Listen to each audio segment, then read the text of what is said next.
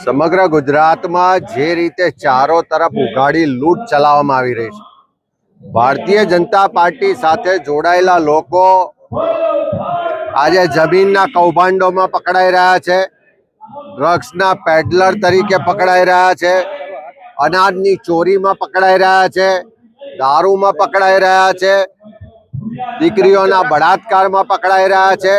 અને એ જ રીતે આ દાહોદમાં પહેલા નકલી કચેરીઓ પકડાય છે, હવે નકલી કલેક્ટરના અધિકારીઓના સહી સિક્કા કરી નકલી જમીનના એના ઓર્ડરો થાય છે. એટલે લગભગ 3000 કરોડ કરતા વધારેનું જમીન કૌભાંડ આચરવામાં આવે છે. અને એ જ રીતે તમે દાહોદથી છેક ગોધરા સુધી જુઓ, અનેક ફોરેસ્ટની જે રિઝર્વ લેન્ડ છે એના પર ધંધાદારી લોકોએ કબજો કરેલો છે.